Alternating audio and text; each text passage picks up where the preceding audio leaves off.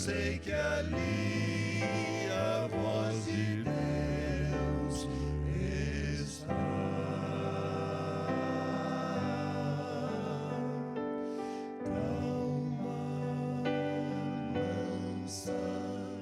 Serena, tranquila é a voz do meu Salvador.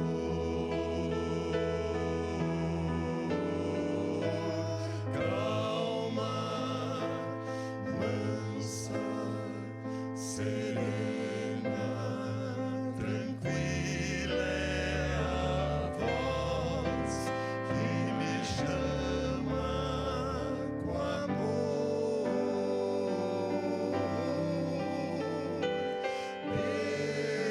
Devo atender ao convite amável e sim responder ao chamado incansável, pois calma, mansa, serena, tranquila é a voz do querido Jesus.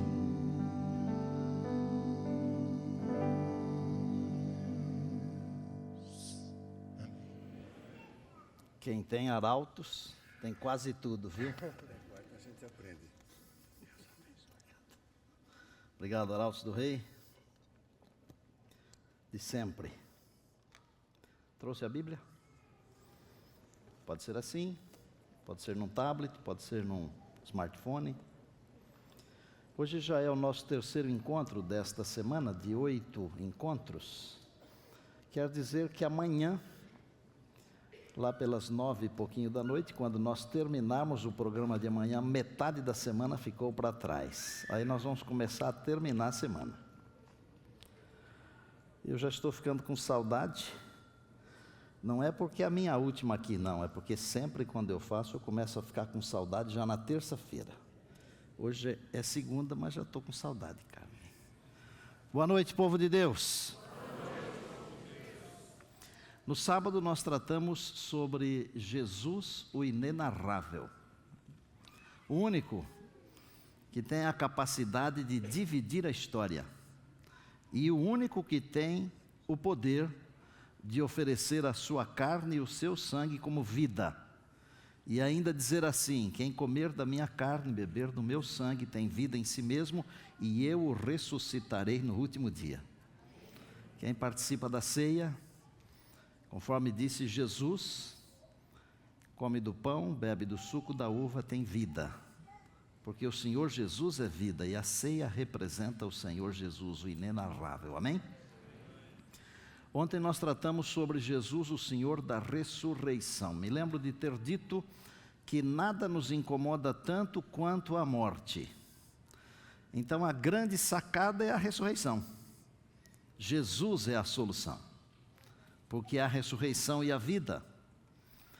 Hoje vamos tratar sobre o Deus da colheita, e por detrás do Deus da colheita estão assuntos incríveis, como por exemplo, o selamento, a sacudidura.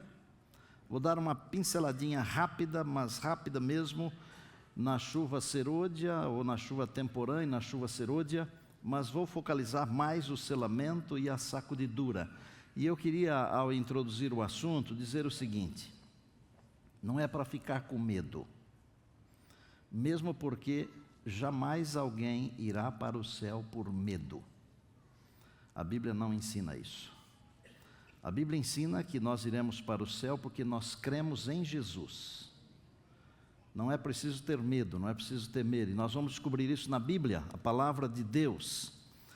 Os filhos e as filhas de Deus são selados pelo Espírito Santo de Deus.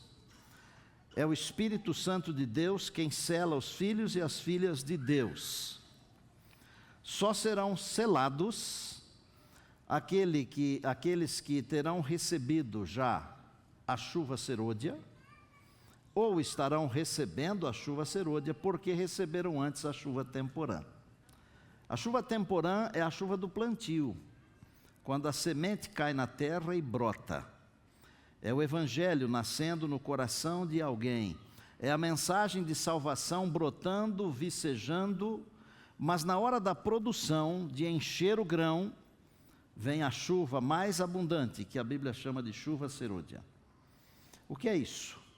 É uma porção grandiosa do Espírito para testemunhar com poder. Então, as pessoas que recebem essa chuva temporã, aceitam Jesus como seu Salvador, começam a frutificar para a vida eterna, e então recebem a chuva serôdia, que é um batismo forte do Espírito Santo, poderoso, com porções enormes. Então, esta pessoa será selada pelo Espírito de Deus e passará tranquilamente pela sacudidura. O selamento é um processo, para você entender, é um processo divino que visa colocar a marca de Deus em seus filhos e filhas. Essa é a ideia do selamento. Deus quer colocar a sua marca em nós. Em outras palavras, Deus quer lacrar o nosso caráter, colocar um lacre no caráter que se assemelha ao caráter do Senhor Jesus. Eu sei que é um assunto complexo, por isso eu preciso orar. Tenho orado há meses e nas madrugadas também. E eu queria incluir nessa oração o nome de uma pessoa que está aqui conosco, uma pessoa querida, por nome Vânia. E antes de orar, eu quero que você encontre aí Apocalipse capítulo 7, por favor. E eu quero que você se lembre também da Vânia em suas orações, tá bem? Se encontrou, abaixe os olhos, querido Deus, amado Pai. Está chegando a hora do selamento, da sacudidura. Está chegando a hora de concluir a tarefa da pregação neste mundo. E está chegando a hora também de ver o Senhor Jesus, o Rei dos Reis, nas nuvens dos céus. Nesta hora, abrirmos a Tua palavra e tratarmos de um assunto tão palpitante, tão delicado, nós pedimos a unção do Teu Espírito Santo. Batiza-nos e lava-nos com Teu Espírito, por favor, agora, Pai. E permita que nesta hora, este templo, e também em todo lugar onde estiver alguém nos acompanhando pela internet, a influência benfazeja dos anjos de Deus, essa influência traga paz e compreensão, e conforto ao coração. Um pedido especial pela irmã Vânia. Abençoa grandemente nesta hora. Nós oramos agradecidos em nome de Jesus, amém. Eu vou ler uns poucos versos aqui do capítulo 7. Começo com o primeiro. Depois disto, daquilo que vem no capítulo 6, que são os vários selos, até o 6º. Depois disto vi 4 anjos em pé nos 4 cantos da terra, conservando seguros os 4 ventos da terra, para que nenhum vento soprasse sobre a terra, nem sobre o mar, nem sobre árvore alguma. Vi outro anjo que subia do nascente do sol, tendo o selo do Deus vivo, e clamou em grande voz aos 4 anjos, aqueles aos quais fora dado fazer dano à terra e ao mar, dizendo: não danifiqueis nem a terra, nem o mar, nem as árvores, até selarmos na fronte os servos do nosso Deus. Então ouvi o número dos que foram selados, que era de 144.000 de todas as tribos dos filhos de Israel. É um texto profético, é importante. Não tenho tempo aqui de falar sobre os 144.000 hoje, porque o nosso assunto tem a ver especificamente com o selamento. Quais são os grandes objetivos de Deus com o selamento? E antes de explicar isso, eu vou dizer o seguinte: muito da nossa indolência espiritual é falta de conhecimento. Gravou o que eu falei ou não? Eu vou repetir. Muito da nossa indolência espiritual é falta de conhecimento. Porque, amados e amadas, se nós conhecêssemos o tempo no qual nós estamos vivendo, nós não seríamos indolentes. Nós estamos vivendo os últimos momentos da história desse mundo aqui.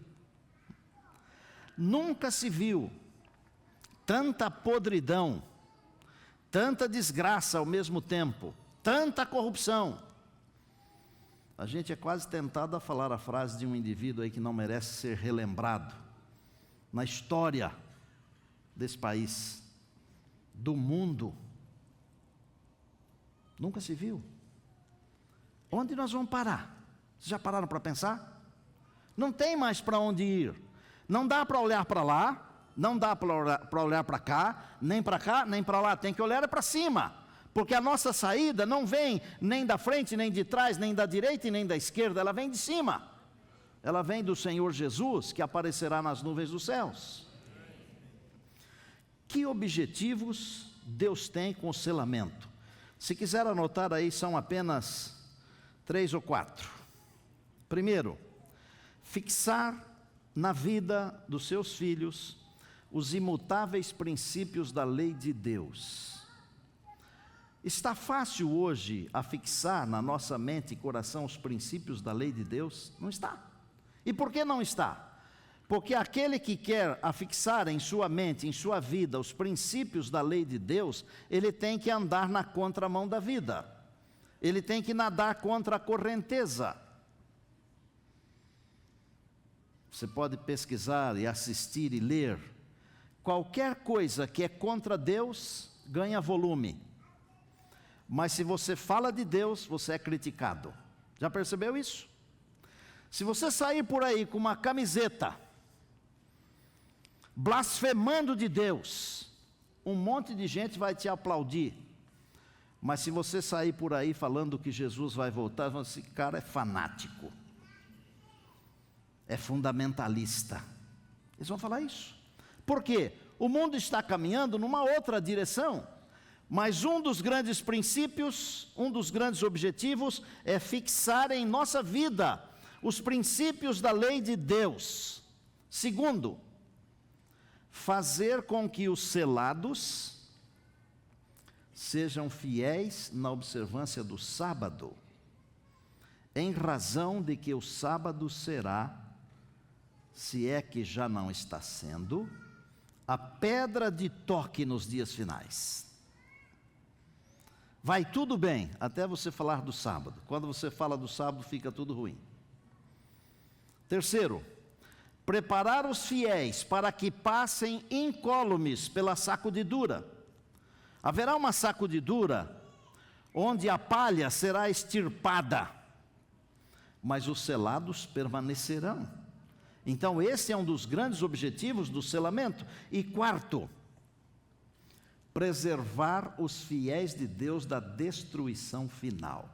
Por que você acha que o anjo falou para os 4 que estavam segurando os ventos lá, esperem aí até selarmos? Porque estes que estiverem selados, eles serão protegidos. E se você estiver selado, você poderá até estar no epicentro dos terríveis acontecimentos finais. Você será protegido por Deus. Porque Deus não vai deixar que o seu selo se vá. Glória a Deus, diga aleluia. Eu vou ler um trecho, vou pedir permissão para você, para ler um trechinho que está num livro chamado Testemunhos Seletos. É o volume 2 e a página é 179. Enquanto Satanás instava com suas acusações, parece o nosso tempo ou não? E buscava destruir o povo de Deus, santos anjos invisíveis passavam para lá e para cá, colocando sobre eles, os santos de Deus, o selo do Deus vivo. Estes são aqueles que se acharão sobre o monte de Sião com o Cordeiro. O que nós lemos agorinha em Apocalipse 7? Que os 144 mil são aqueles que estarão com o Cordeiro no monte. Há na Bíblia 2 tipos de selamento, irmãos. E às vezes nós fazemos momentos de discussões de coisas que não nos ajudam em nada na nossa fé e na nossa vida espiritual. Mas é bom entender as coisas, não para ficar pisoteando em cima dos outros, tripudiando em cima dos outros, mas é preciso saber para não ser levado pelos ventos de doutrinas. Um selamento é o selamento primeiro que acontece por ocasião da conversão. Todos aqueles que passam pelo processo da conversão, eles são selados pelo Espírito Santo. Isso é impressionante.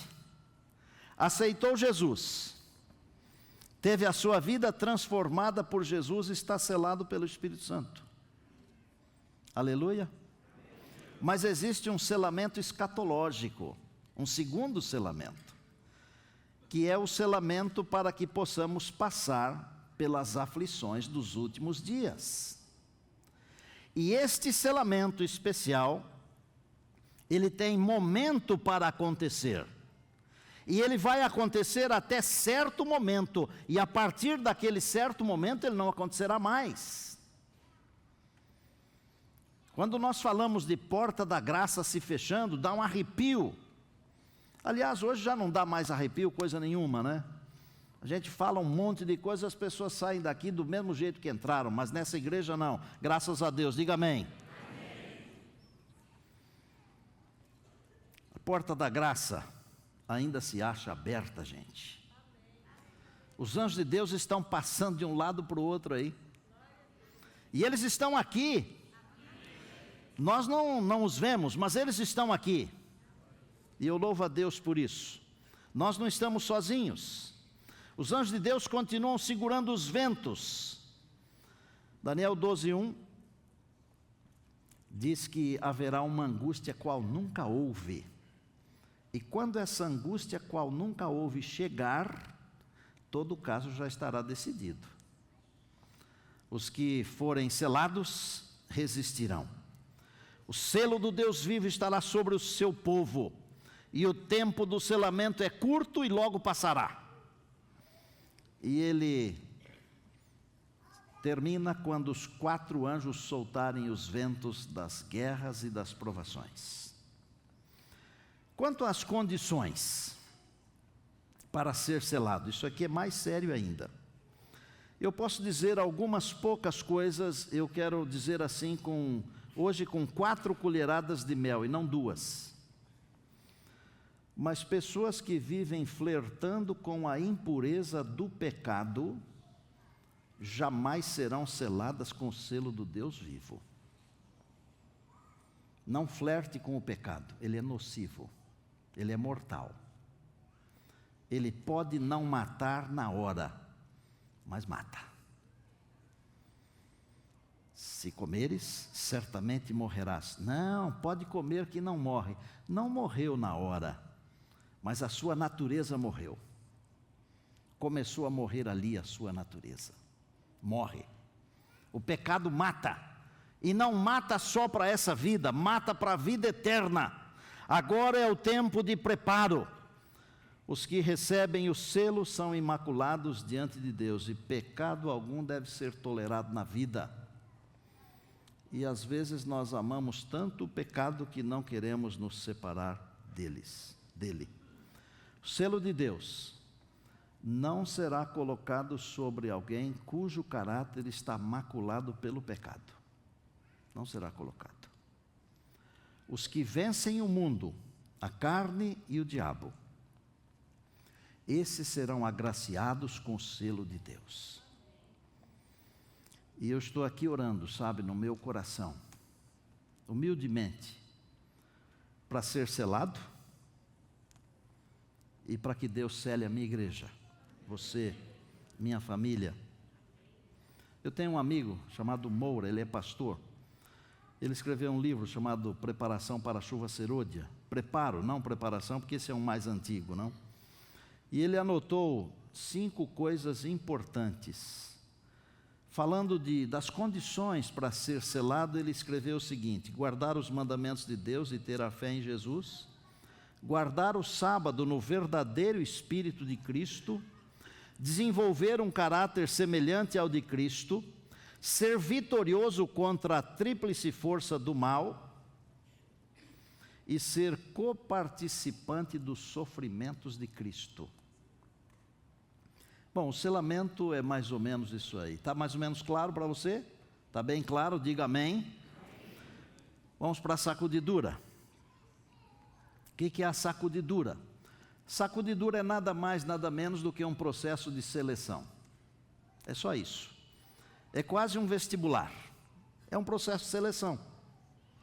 Ela virá, escute, ela virá assim que os filhos e as filhas de Deus estiverem selados.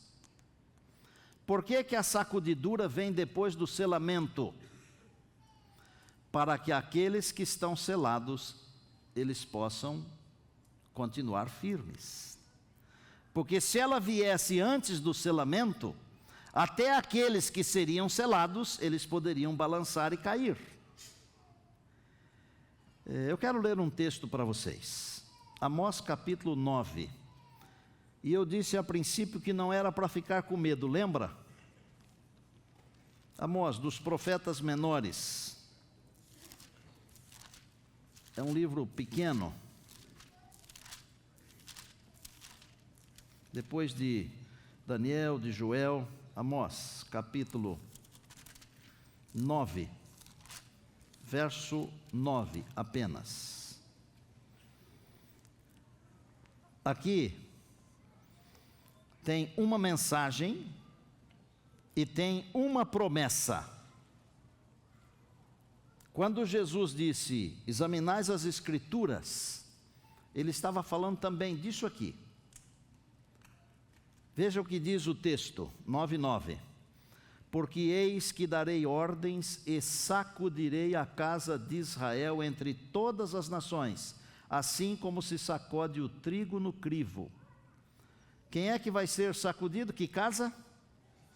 O Israel. O Israel de hoje somos nós, você e eu, a igreja de Deus.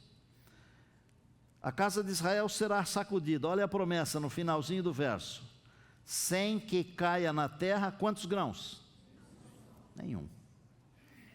Deus vai enviar uma sacudidura sobre a casa de Israel, sobre a igreja de Deus, sua igreja. Mas nenhum grão cheio vai cair da peneira. Os que me acompanham, que leem meus livros, veem meus sermões, vocês sabem que eu sou da lavoura, da roça. E é muito fácil para alguém que trabalha na lavoura entender o que é sacudidura.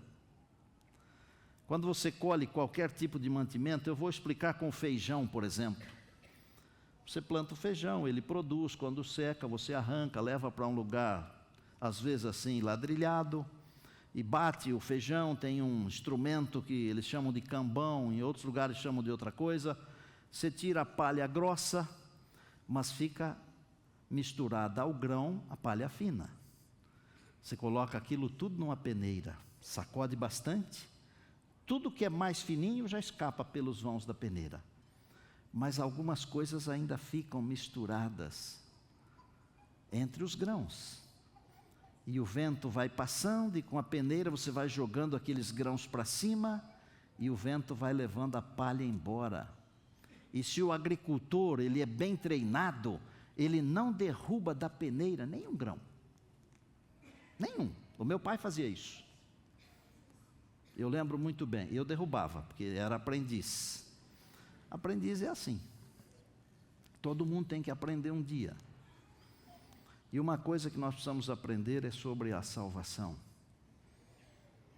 Deus não manda essas mensagens para a gente ficar com medo. Veja, no mesmo verso que ele fala que vai sacudir a sua casa, ele diz assim, mas nenhum grão vai cair no chão, nenhum. Se o grão estiver cheio, ele não cai, porque o vento não leva embora. Mas tem que estar cheio do Espírito Santo, tem que estar selado. Amados, se eu tivesse que definir o que é sacudidura, eu diria apenas que é um processo de seleção e apostasia, nada mais.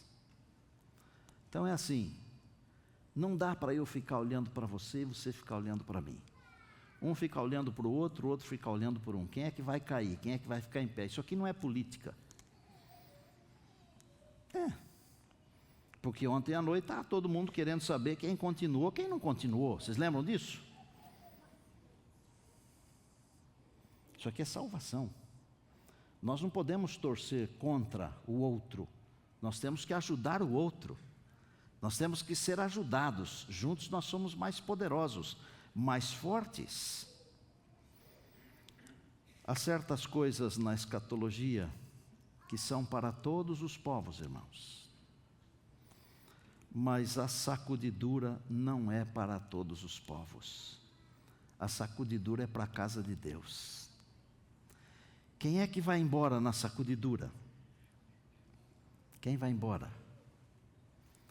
Vai embora aquele que não aproveitou o bom tempo para navegar.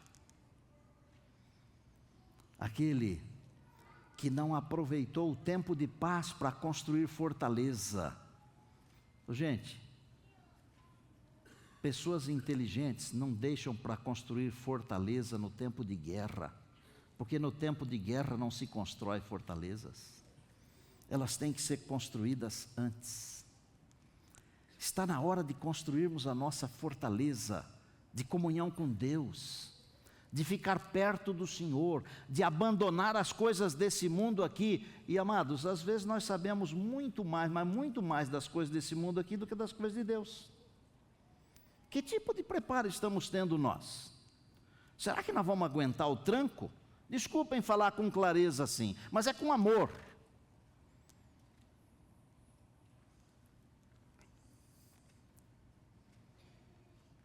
Eu tenho em casa um cartãozinho. De vez em quando eu dou uma olhadinha nele, porque eu escrevi assim, com a letra bonita. Fiz um sacrifício tremendo para escrever com letra bonita. Porque às vezes nem eu sei o que eu escrevi. É verdade. Mari sabe disso muito bem, né, Maria? Eu tinha uma secretária que sabia, viu, pastor Conde, quando estava na Voz da Profecia. Naquele tempo a gente não tinha celular para fazer os resumos, às vezes pegava um guardanapo e fazia um resumo de uma ideia, aí quando chegava no escritório não sabia o que tinha escrito. Mas a minha secretária, ela batia os olhos assim e falava, num instante, está tudo certo. Lia melhor do que farmacêutico, viu? Mas esse trechinho de um livro pelo qual eu sou apaixonado, o livro O Desejado, na página 476, Satanás vê que seu tempo é curto, ele coloca em operação todas as suas forças, a fim de os homens serem enganados. Vá contando os verbos aí comigo. A fim de os homens serem enganados, seduzidos, ocupados e enlaçados, até que o dia de graça se haja findado e a porta da misericórdia esteja para sempre fechada. O que é que Satanás está fazendo conosco? Está nos enganando, nos seduzindo, nos ocupando e nos enlaçando. Invista na sua família. Não deixe o inimigo tirar o seu tempo para ficar com a família, para você fazer outra coisa, não. Depois de Deus, a primeira prioridade de uma pessoa é sua família. Depois vem o trabalho e as outras coisas.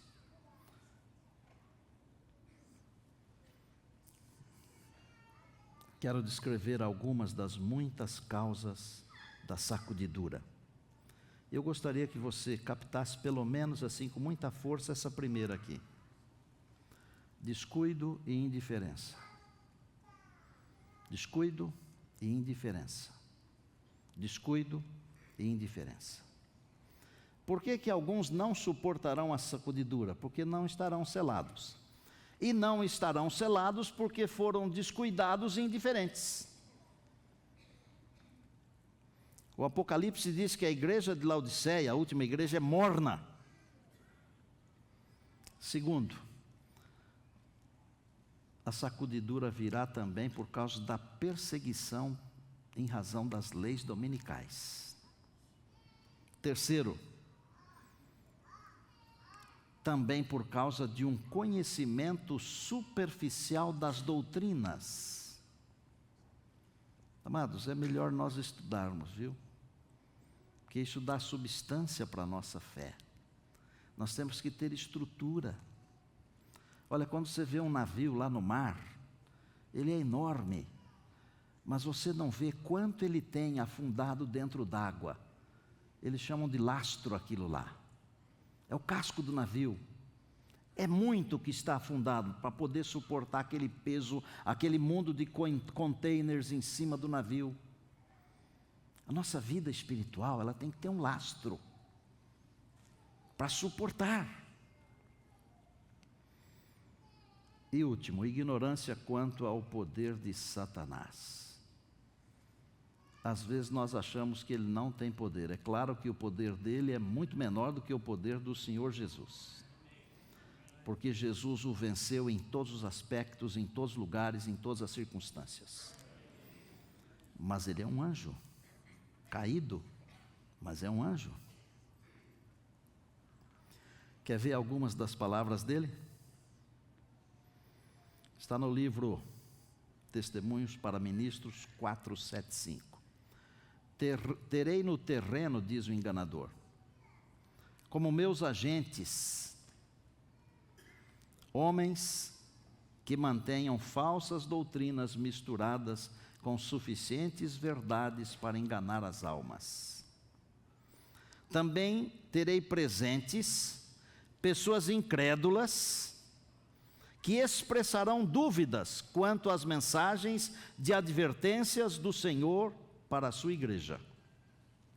Lê-se o povo e cresce nessas admoestações, diz Satanás, e poucas chances teríamos de vencê-los.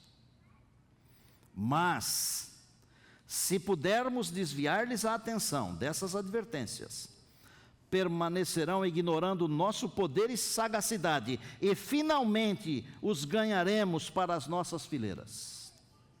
É o inimigo falando. Eu vou concluir.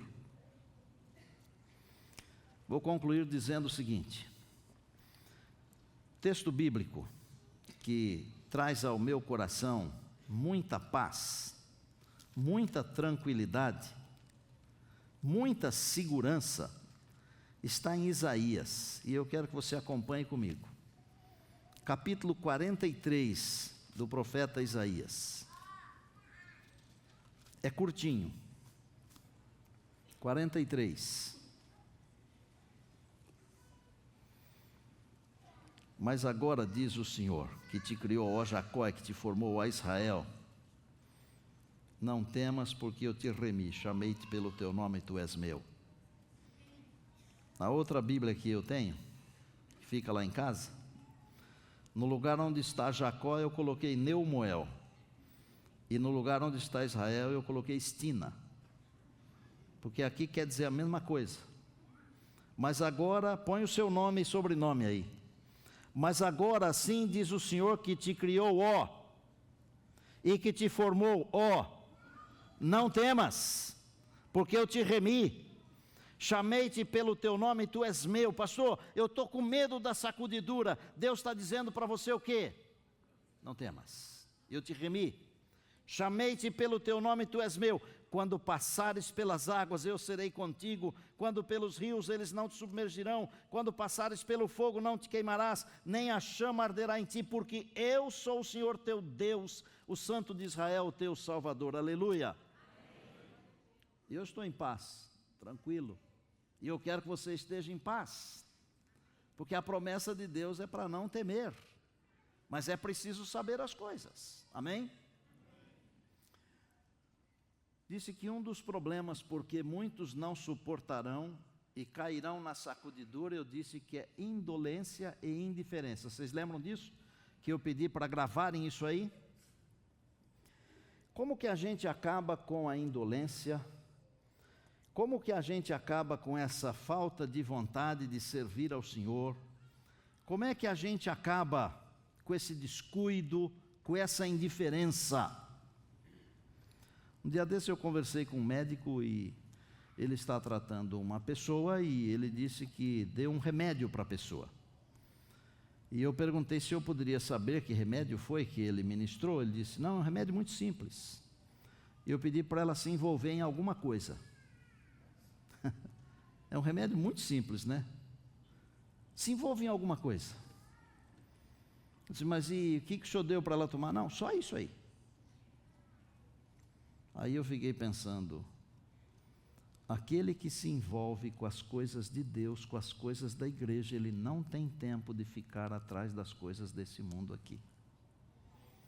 Então, quer ficar firme com Deus? Se envolva com as coisas de Deus. E eu conheço tanta gente nesse mundo, nesse Brasil, que se envolve com as coisas de Deus e que deixa até de fazer as suas próprias coisas para fazer as coisas de Deus, porque ama tanto as coisas de Deus que não consegue parar.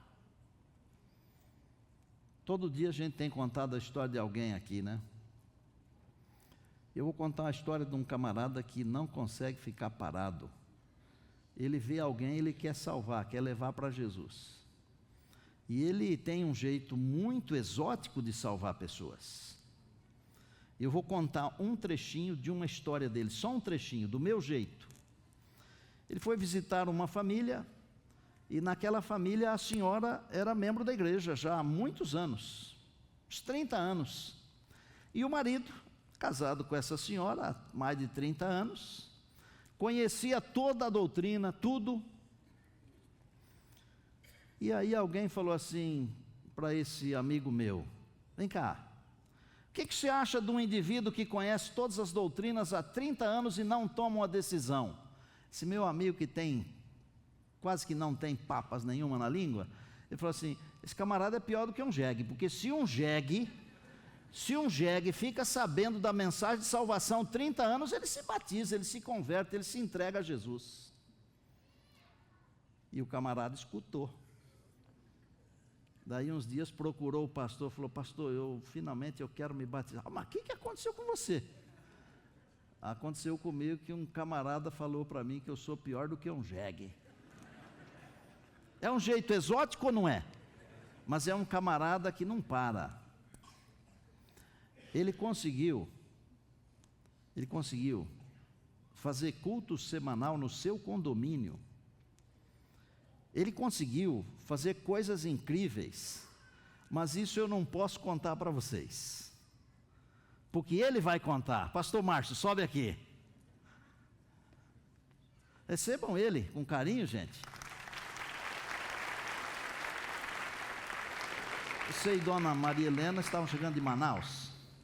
Nós trabalhávamos em Manaus, era departamental de publicações e mordomia lá na União Noroeste. E aí vocês mudaram para... Aí viemos transferidos Juazeiro. para Juazeiro da Bahia. Na Bahia. Terra boa, quente, muita muriçoca. À margem do São Francisco. Margem do Rio São Francisco. Do lado de Petrolina. Do lado de Petrolina.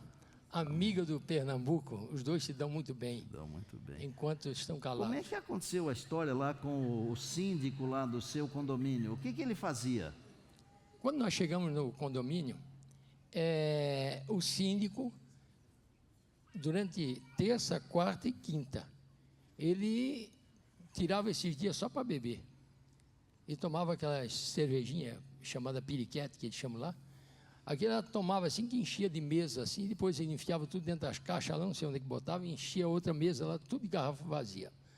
E eu ficava triste, porque ele tinha 37, 38 anos, ele, a esposa, mais um funcionário da Caixa Econômica, vizinho meu da frente, e mais a esposa dele, aquilo passava o dia lá bebendo. Eu disse, mas como é que aguenta? E o que você fez? Aí eu comecei a orar por eles, eu e ela, e vamos orar. Dizia assim, mas ali eu acho que não tem jeito sim. Vamos orar porque o Espírito Santo dá jeito. E continuamos oramos 4 meses. Aí minha esposa disse, tio, eu vou fazer umas esfirras. Aí fez umas esfirras de palmito e pendurava na porta da casa deles. Eles comiam, não sabiam de onde é que vinha aquilo, e achavam delicioso. E aí ela começou a fazer uns pães e colocou lá aqueles pães. E ele não sabia de onde vinha. Certo dia, o presidente do campo, pastor Cleito, passou lá, em casa e disse, Márcio, eu vou fazer o culto de pôr do sol aí contigo. Aí veio ele, Gerlinha, a esposa dele, aí fizemos o culto de pôr do sol, Aí, a hora que ele foi embora, já eram as 8 e pouco da noite, 9 horas. Aí eu fui, acompanhei ele até o portão. E lá abri o portão, tudo mais. E eu e minha esposa íamos voltando. E a segunda casa ali era do síndico. E ele estava lá bebendo. Mesa cheia de cerveja e mais não sei para onde, pelo chão. Os 4. Aí ele me chamou. Disse, Márcio, vem cá. E todo sábado, quando eu vinha do culto, eles estavam lá fazendo churrasco, carne de porco e cerveja. E me convidavam. Eu dava um abraço neles. Não, eu vou almoçar em casa. E agora, naquele dia, me chamou de novo. A sua esposa foi junto ou ela? Não, minha esposa caiu fora, porque ela já sabe que coisa ia pegar. E ela tem medo que eu vou apanhar. Aí, ela caiu fora e eu fui. Disse, rapaz, não tem medo. Aí que a coisa é feia. E eu fui. Só que eu não sabia que o rapaz, esse rapaz, tinha 3 12. Sabe o que é 12? Sim. Aqui é espingarda 12. Perfeitamente. Aquela- Até de cano duplo. Olho preto, é essa mesmo. Ele tinha 3. E eu não Eu sabia. não tenho nenhuma. Não, eu também não. Espingarda que eu tenho é essa. E atira bem, A viu? minha está ali, ó. Não, tem que atirar. Aí eu cheguei lá, olhei para ele, disse assim, quer tomar uma cervejinha aí? Eu disse, rapaz, eu vou te dizer uma coisa. Olha que eu conheço esse Nordeste inteirinho. E eu nunca vi um jegue com focinho vermelho, como vocês 4 aí dentro, por estar tomando cerveja. Você chamou o camarada de jegue. Eu chamei de jegue. Eu disse que eu nunca tinha visto um jegue com focinho vermelho, como ele estava com o nariz vermelho, de tanto tomar cerveja. E aí eu esperei o copo da cabeça, e a garrafa também. Aí eu fui vir para onde eu ia sair, né? Aí ele pegou assim, olhou para mim, ficou sério, mas muito sério mesmo, brabo. Disse, olha, 2 coisas que eu odeio na vida. É padre homossexual e pastor ladrão. Aí eu disse, agora é a hora que eu apanhei. Eu disse, sim, daí? Aí ele ia dizer mais alguma coisa, mas me encarou. Eu acho que o Espírito Santo deu um toquezinho, né? Acho não, eu tenho certeza. E foi forte. Amenizou, Ele né? foi forte, deu uma amenizada. Ele olhou para mim e disse, mas o senhor não é pastor não, né? Eu disse, eu sou um pastor da Igreja Adventista do 7º dia. Ah, pastor, olha, pastor, sabe? Eu disse para minha mulher, se tem uma coisa que eu queria ser na vida, era um crente igual o senhor. Aí, nessa hora que quase caiu duro, fui eu. Aí ele olhou para mim, me encarou e disse assim, pastor, tem como o senhor fazer um culto por semana aqui dentro do condomínio? Eu disse, eu não estou acreditando. Agora quem não acredita mais sou eu. Eu disse, mas peraí, não é porque tu está bêbado agora que tu está me pedindo isso não, né? Porque amanhã, no domingo, eu vou aqui, ó, incrustar na tua cabeça aqui dentro, porque você prometeu. Ele olhou para mim e disse assim, pastor, não estou bêbado não. Tem como o senhor fazer um culto por semana aqui dentro? Claro que tem. E sexta-feira à noite ainda, porque daí era o dia que eles bebiam, né? Aí pelo menos aí, aquela Já noite... livra um dia, pelo menos. Pelo menos um dia eu livraria o couro deles. Aí eles iam para beber e não bebiam mais. E foram parando de beber. Eu comecei. Primeiro o culto, e depois entrei no Apocalipse, pegava as orelhas deles assim, ó, e qualquer coisinha eu dizia assim, rapaz, o jegue já teria se convertido. E fui daquele jeito. Até que, de repente, ele disse assim, pastor, eu quero me batizar. Você não acredita. Eu não acredito. E eu quero que o senhor vá lá fazer o batismo, claro, com todo prazer. Aí batizei ele, batizei ela, e depois batizei a outra família. O Jean, a esposa dele e as 2 filhinhas. Foram 6 batismos ali dentro. E hoje ele é o meu companheiro para dar estudo bíblico. Irmãos, pastor Márcio.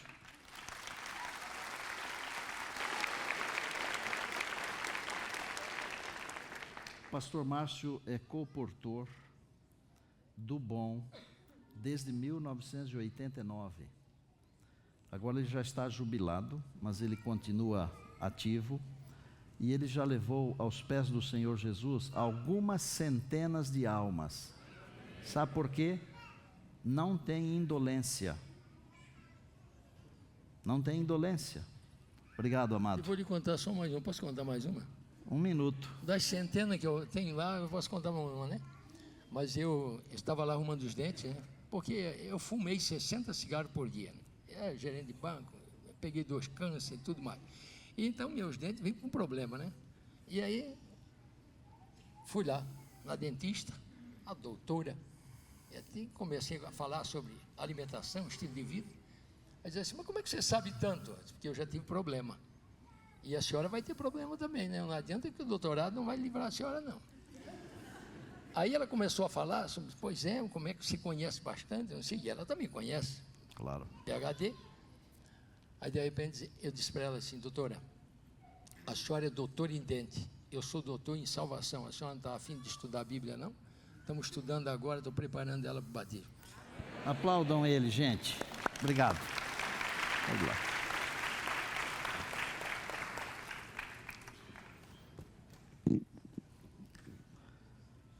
O remédio é: comece a fazer alguma coisa.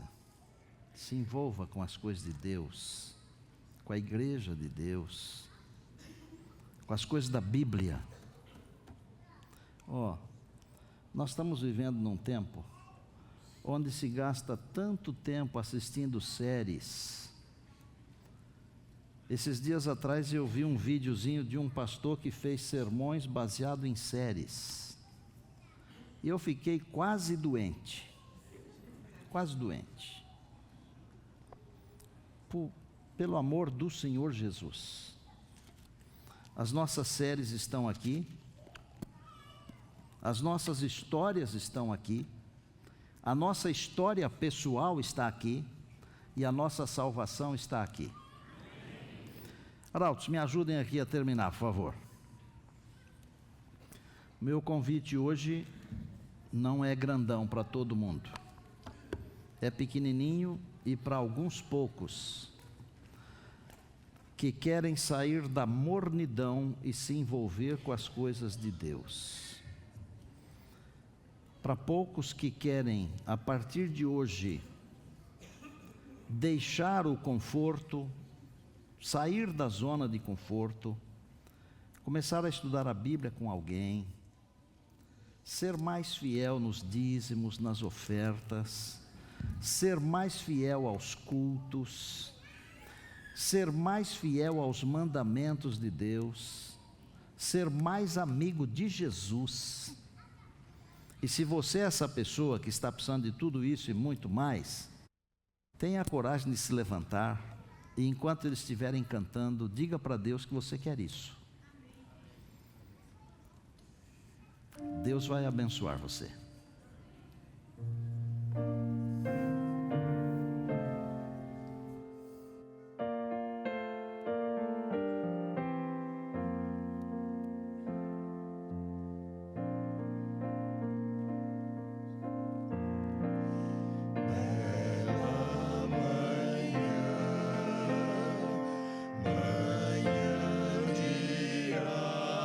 Alegria,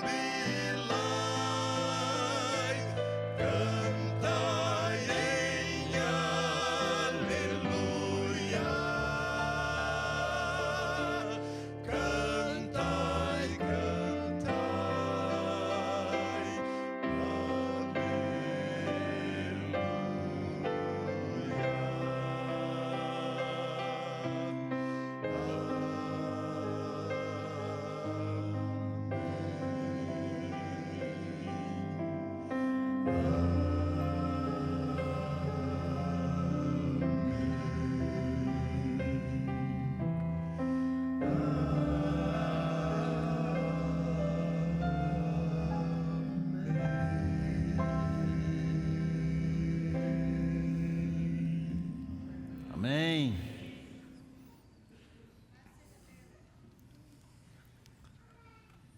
Essa bela manhã, muito em breve vai raiar. Isto quer dizer uma coisa: que nós estamos vivendo a noite. Se prepare, por favor. Se aproxime de Deus. Saiba que Deus tem todas as soluções, todas as saídas. Se agarre a Deus.